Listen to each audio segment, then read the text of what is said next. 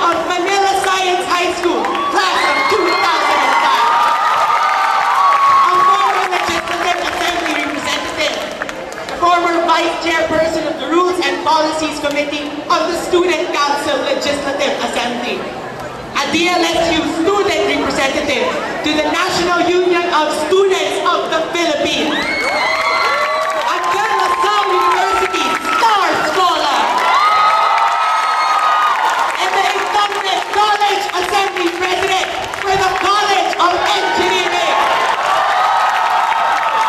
a visionary who will stay in this university to represent the students. Wala nang mas magaling pa, Ron Sabina!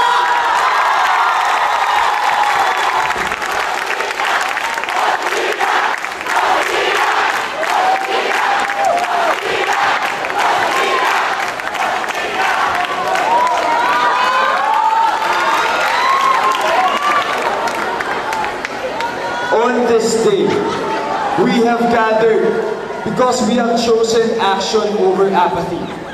We have chosen unity of purposes over diversity. Dahil sa loob ng De La Salle University, marami pa rin problema ang student body. Rental fees, dress code, and other crucial issues wherein the student voice is muffled. Kawawa naman ang mga estudyante kung iiwanan natin na walang laban. Huwag nating hahayaan na tapakan ang karapatan dahil sa kababayaan ng pamumunong pumabalikwas sa katotohanan.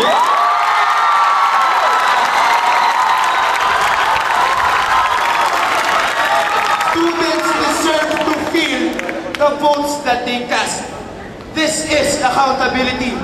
This is responsibility. This is true experience leadership. Kailangan natin ng lideratong tapat, tunay at totoo.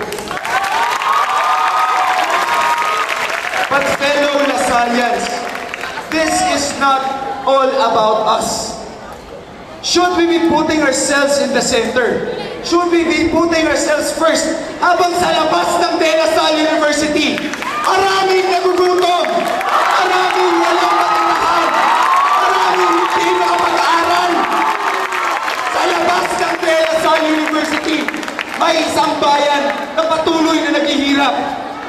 May isang bayan na patuloy na ang Lasalliano ang hinahanap.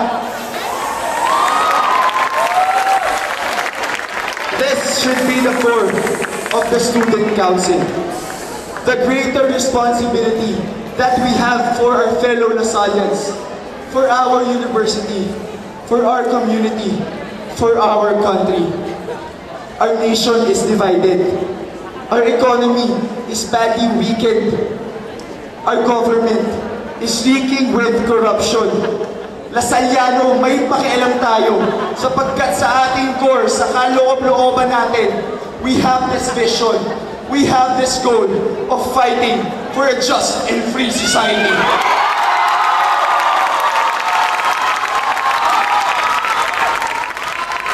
The world has changed. TLSU has changed.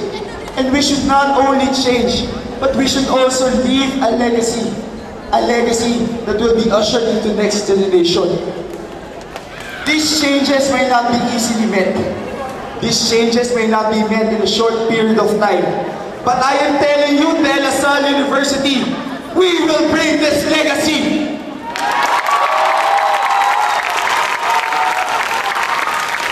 Everywhere we look, marami pang pwedeng gawin.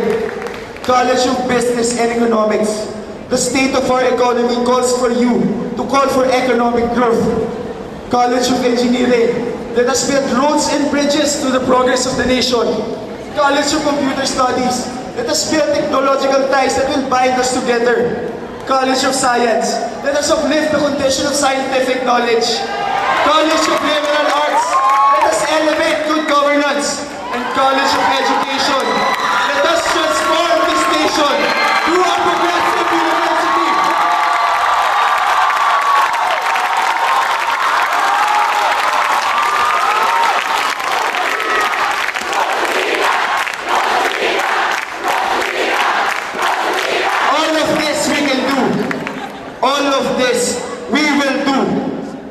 This is our collective effort.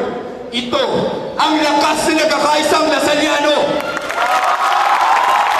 Maaaring bago ang ating kakaharapin, pero ang mga prinsipyo at paniniwala na tulad ng pagkakaisa, pagtutulungan, katapatan, hustisya, kalayaan, a clear-cut vision of a just and free society.